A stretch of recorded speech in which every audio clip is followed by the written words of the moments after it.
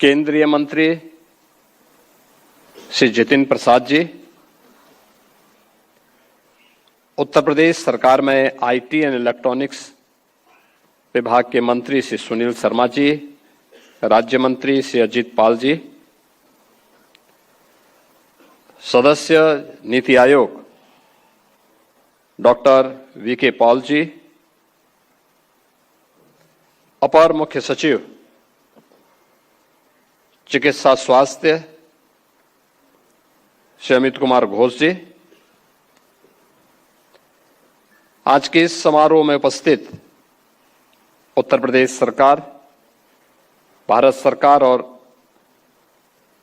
इस मिशन से जुड़े हुए सभी उपस्थित महानुभाव, बहनों और भाइयों, मैं सबसे पहले एआई इन ट्रांसफॉर्मिंग हेल्थ केयर से संबंधित इस विशेष कॉन्फ्रेंस में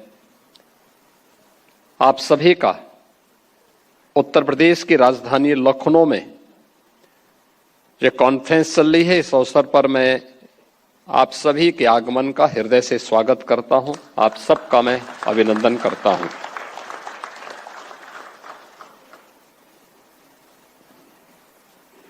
फरवरी 2026 जिसकी चर्चा भी हमारे केंद्रीय मंत्री श्री जितिन प्रसाद जी ने की है, आदरणीय प्रधानमंत्री जी के विजनरी लीडरशिप में जो एआई इम्पैक्ट समिट 2026 का जो आगामी कार्यक्रम है, उस दृष्टि से यह अलग अलग सेक्टर से जुड़े हुए एआई से संबंधित उन सभी पक्षों को लेकर के आम जनमानस में भी और राज्य सरकारों में भी इसके प्रति एक जागरूकता पैदा हो।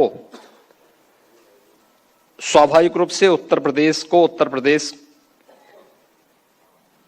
के बारे में आदरणीय प्रधानमंत्री जी ने हेल्थ केयर से संबंधित इस कॉन्फ्रेंस को एआई इन हेल्थ केयर, उससे संबंधित हेल्थ केयर से संबंधित इस एआई कॉन्फ्रेंस को उत्तर प्रदेश यहां लीड कर रहा है।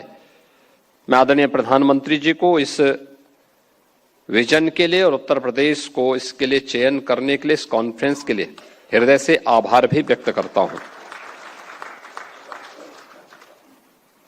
मित्रों, हमारे सामने तकनीक जीवन में कैसे परिवर्तन ला सकती है, हम लोगों ने पिछले 11 वर्ष में बदलते हुए भारत के अंदर इस बात को जमीनी धरातल पर मूर्त रूप लेते हुए देखा है। मुझे याद है, आज से 8 वर्ष पूर्व जब 2017 में हम लोगों ने सरकार बनाई थी, उस समय हमारे सामने जो सबसे ज्यादा शिकायतें आती थी पब्लिक की ओर से, वो शिकायत होती थी कि साहब हमें राशन नहीं मिलता है। पब्लिक डिस्ट्रीब्यूशन सिस्टम पर सबसे ज्यादा उंगली उड़ती थी। हर गांव में, हर जनपद में, हर एक स्तर पर, और हम भी असमंजस में रहते थे कि क्या होगा। हम लोगों ने उस समय एक घोषणा की थी कि हम लोग एक डिजिटल कार्ड जारी करेंगे और इस डिजिटल कार्ड के माध्यम से फिर हम लोग प्रदेश के अंदर इस पूरे सिस्टम में आमूलचूल परिवर्तन लाने का काम करेंगे। और मैं धन्यवाद दूंगा कि उस समय जब हम लोगों ने 2017 में कार्य करना प्रारंभ किया था, तो आप इसी से अनुमान लगा सकते थे कितना चोरी होता था, और वो शिकायत भी पब्लिक की ओर से जो थी वो बहुत जायज भी थी। 80,000 फेयर प्राइस शॉप यूपी के अंदर है, और मुख्यमंत्री बनने के पहले उस दुर्व्यवस्था को मैंने बहुत नजदीक से देखा था। मैंने उस समय तत्कालीन जो हमारे चीफ सेक्रेटरी थे, पुलिस के सीनियर जो ऑफिसर्स थे, उन सबको मैंने एक साथ बुलाया था। फूड एंड सिविल सप्लाईज से जुड़े हुए अधिकारियों को भी बुलाया था, और एक साथ हमने एक प्लानिंग के तहत 80,000 फेयर प्राइस 100 पर छापेमारी करवाई थी। 30 लाख फेक राशन कार्ड हमें बरामद हुए थे और 30 लाख राशन कार्ड उन गरीबों के थे जो वंचित थे, जो शिकायत करते थे। लेकिन उन 30 लाख के नाम पर राशन निकलता था और वह राशन बाद में ब्लैक होता था। हम आभारी हैं आदरणीय प्रधानमंत्री जी के कि उन्होंने उस समय टेक्नोलॉजी का बेहतर उपयोग करवाया। हम लोगों ने 80,000 दुकानों के लिए ई-पॉस मशीन लगवाई।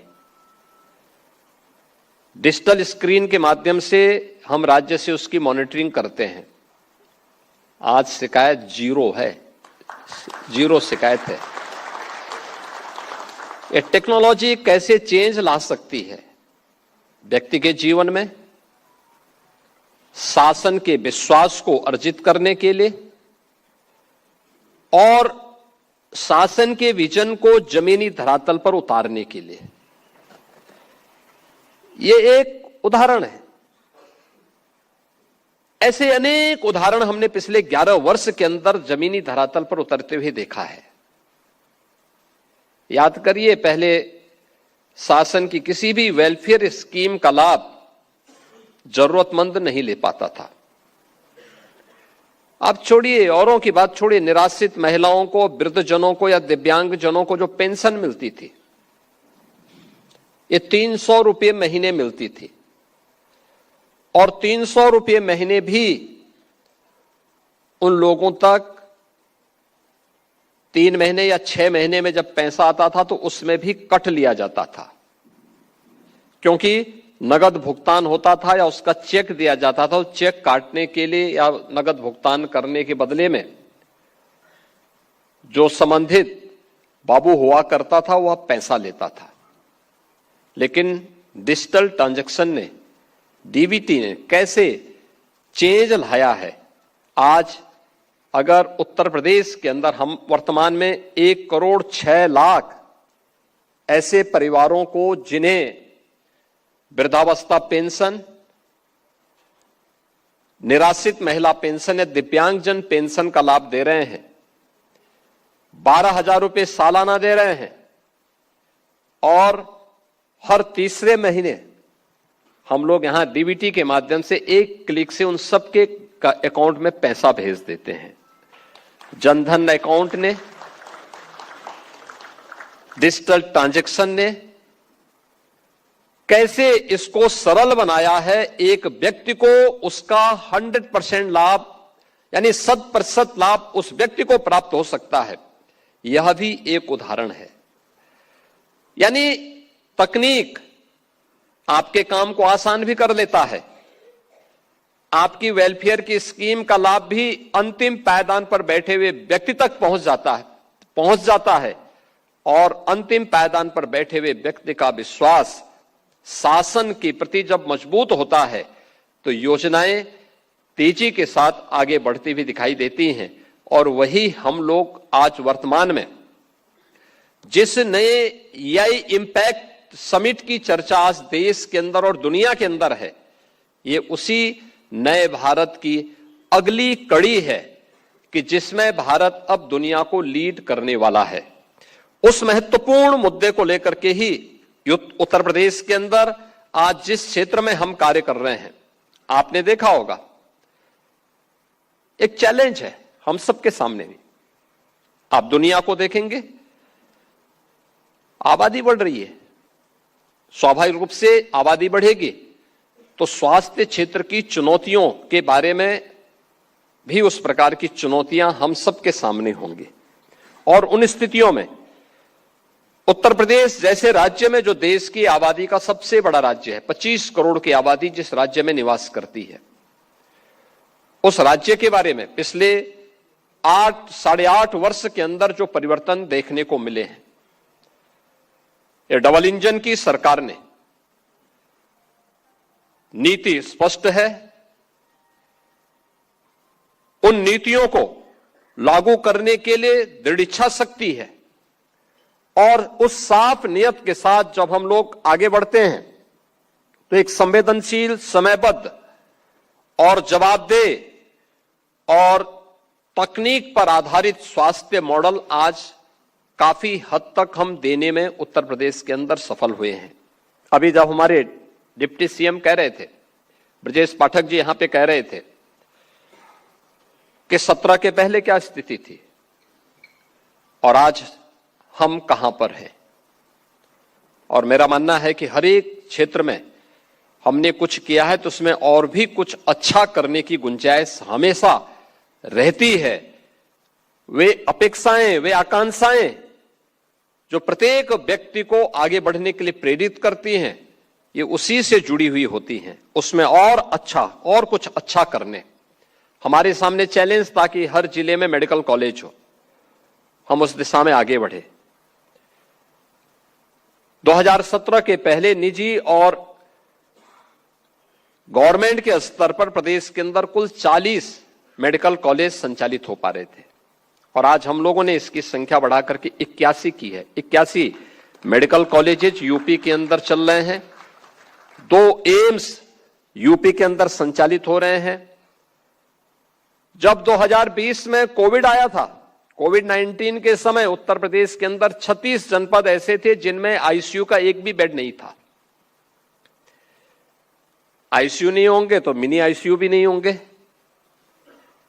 स्वाभाविक रूप से इससे आगे की स्थिति, डिजिटल एक्सरे की व्यवस्था भी नहीं थी, कलर डॉपलर की व्यवस्था भी नहीं थी, ब्लड बैंक भी नहीं थे, डायलिसिस की व्यवस्था नहीं थी, ऑक्सीजन प्लांट नहीं थे और अन्य क्रिटिकल केयर के लिए भी कोई बेहतर व्यवस्था यूपी के अंदर, लखनऊ को छोड़ दें तो अन्य जनपदों में नहीं थी। कोविड से जुड़ी हुई समस्या के बारे में प्रधानमंत्री जी ने अपनी पहली वीडियो कॉन्फ्रेंस में हम सबका ध्यान आकर्षित किया था। उन्होंने कहा, देखिए ये अभी जो कोविड आ रहा है, ये फर्स्ट वेव इसकी आ रही है, हमें इसके प्रति सतर्कता और बचाव का उपाय करना है। इसकी सेकंड वेव भी आएगी, याद करना आईसीयू की आवश्यकता पड़ेगी और ऑक्सीजन प्लांट की भी आवश्यकता पड़ेगी। अगर हम तैयारी कर सकते तो हमें तैयारी करनी चाहिए तत्काल।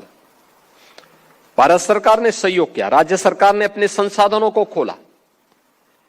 परिणाम था कि हम लोगों ने सभी 75 जनपदों में आईसीयू बेड्स बढ़ाए।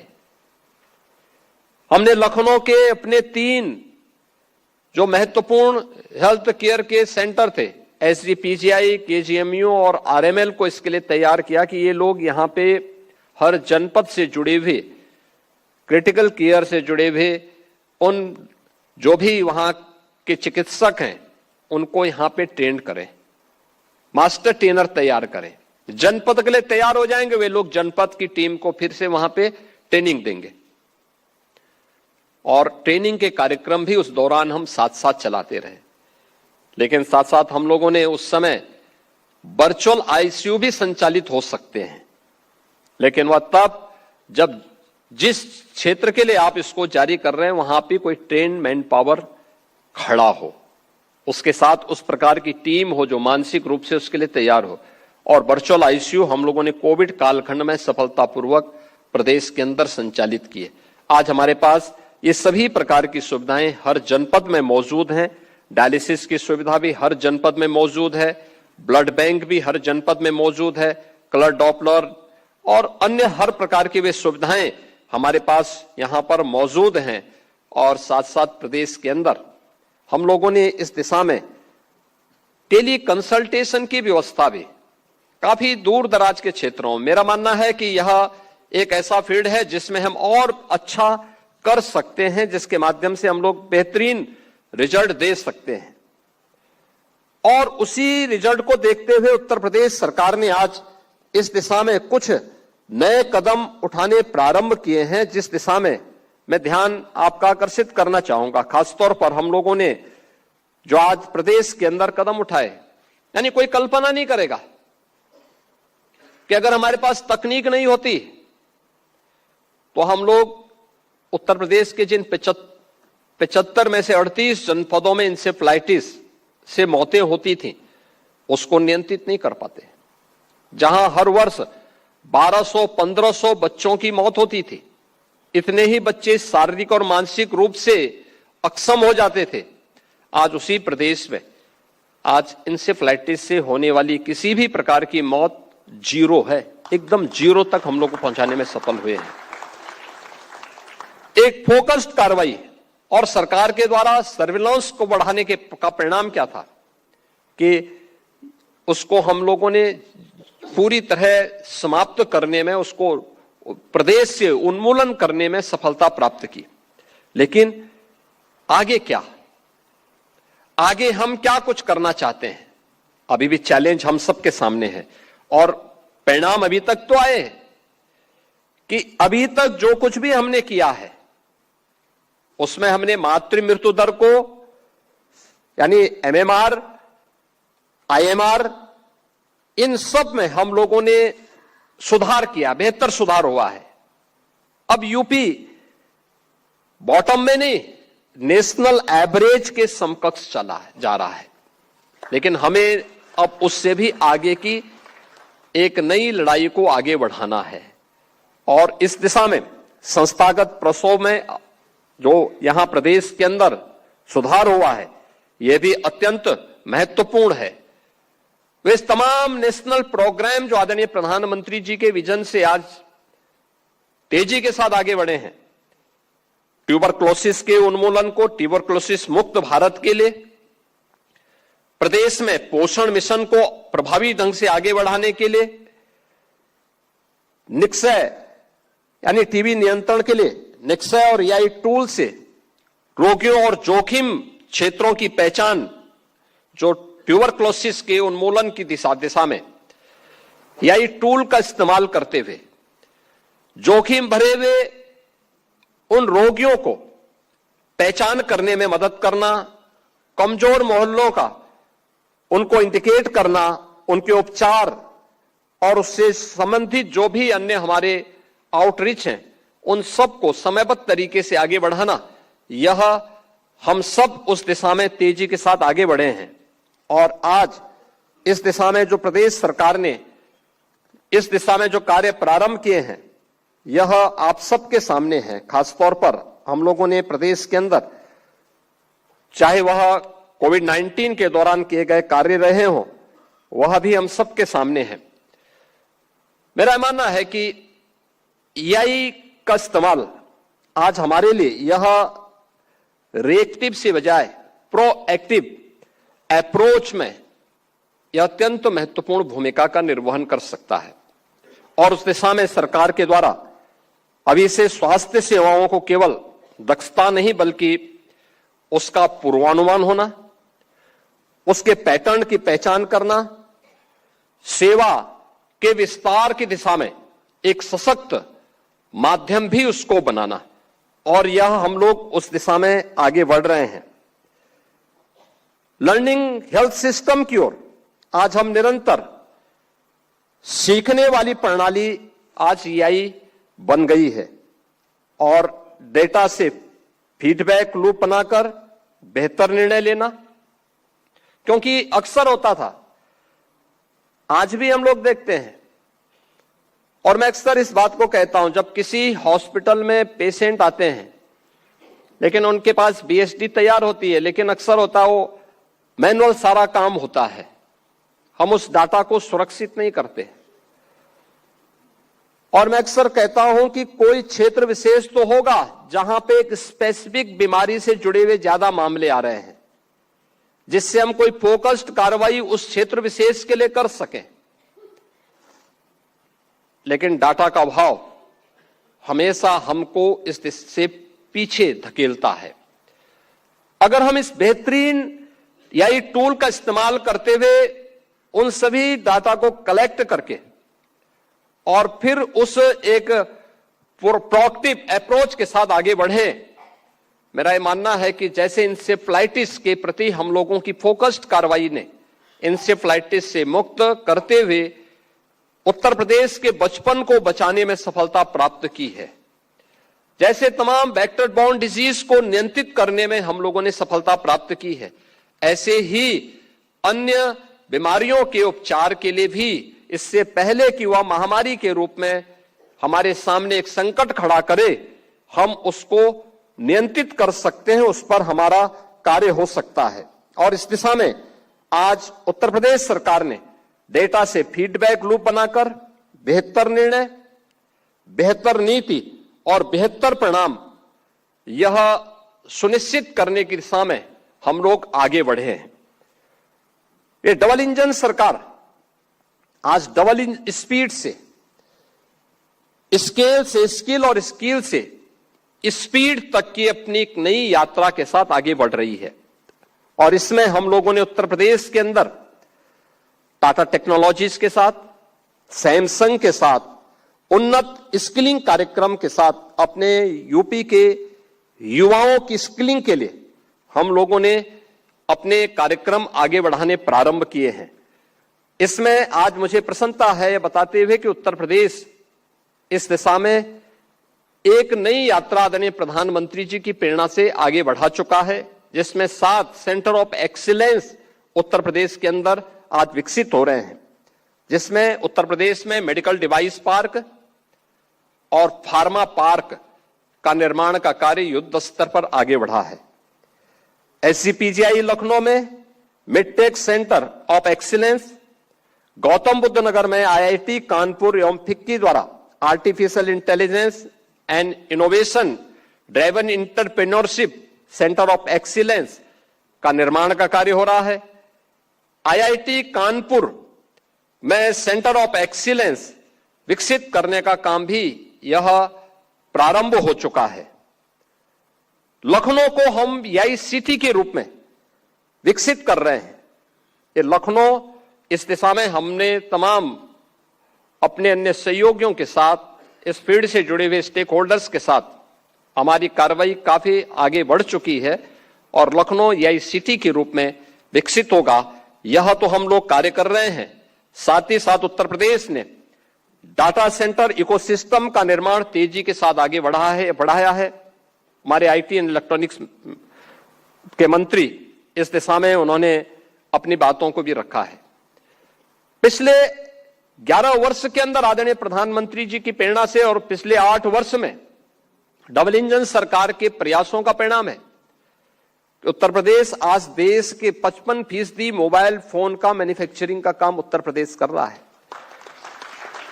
देश के अंदर इलेक्ट्रॉनिक्स कंपोनेंट का निर्माण 60% अकेले उत्तर प्रदेश के अंदर हो रहा है।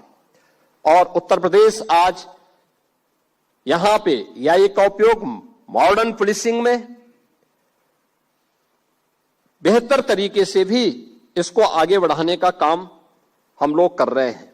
और इसीलिए उत्तर प्रदेश सरकार ने तय किया है कि हम लोग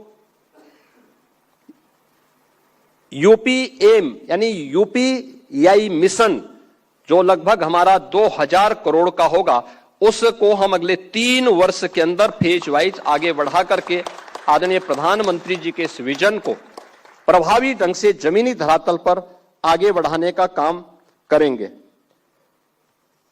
आज के इस अवसर पर हम लोग जब यहां पर इस महत्वपूर्ण कॉन्फ्रेंस में जुड़े हुए हैं और अगले 2 दिन तक इस महत्वपूर्ण विषय पर हम लोग चर्चा करेंगे, मैं अवश्य इस बारे में कहूंगा, एआई हमारे लिए सुविधा है, वह हमारे लिए सहायक बनेगा, हमारे कार्यों को आसान बनाएगा, हमारे अप्रोच को एक नई ऊंचाई प्रदान करने में योगदान देगा।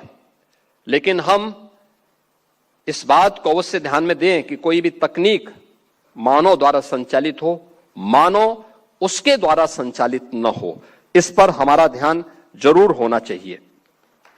हमें इस बात को जरूर ध्यान में रखना चाहिए कि उत्तर प्रदेश इस दिशा में वैश्विक शोध का, नवाचार का और एक निवेश का अग्रणी केंद्र स्थापित करने की दिशा में तेजी के साथ आगे बढ़ा है। आज यहां पे AI, semiconductor, medtech, digital innovation के माध्यम से उत्तर प्रदेश आज तकनीक का एक प्रमुख केंद्र बनकर के उभरा है। डिजिटल पब्लिक इंफ्रास्ट्रक्चर को हमें और भी सुदृढ़ करना ही होगा। इसके साथ ही उच्च गुणवत्ता, सुरक्षित और मानकीकृत डेटा इकोसिस्टम में भी हमें एक नए निवेश को आगे बढ़ाने की दिशा में अपने प्रयास को और तेजी के साथ आगे बढ़ाना होगा।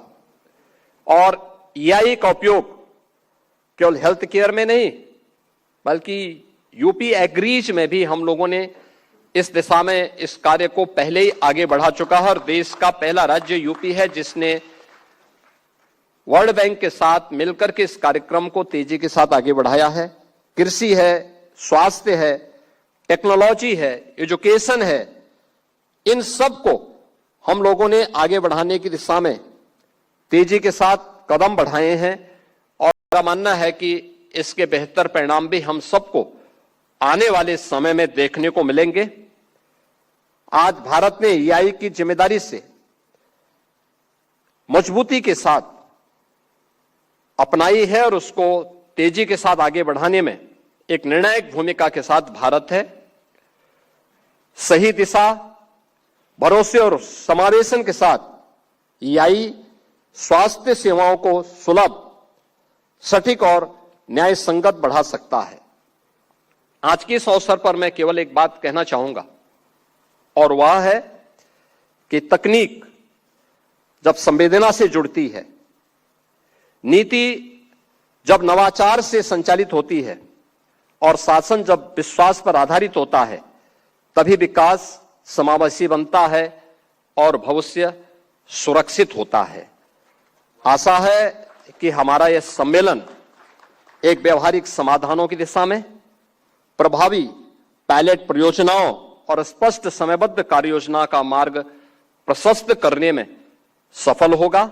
मैं इस ईआई समिट के लिए आदरणीय प्रधानमंत्री जी के प्रति आभार व्यक्त करता हूं। भारत सरकार और उत्तर प्रदेश सरकार के साथ ही अन्य इस फील्ड के जो भी विशेषज्ञगण यहां पर उपस्थित हुए हैं, वे सभी लोग हेल्थ केयर के सेक्टर में हमें आगे किस प्रकार के कदम बढ़ाने हैं, जिसका लाभ अंतिम पायदान पर बैठे हुए व्यक्ति को भी इस तकनीक के माध्यम से प्राप्त हो सके, इस दिशा में हम बेहतरीन रणनीति बना करके उसको एक समयबद्ध कार्य योजना के साथ लागू करने के दिशा में बढ़ सकेंगे। इस विश्वास के साथ इस पूरे कॉन्क्लेव के प्रति मेरी मंगलमय शुभकामनाएं हैं। धन्यवाद। जय हिंद।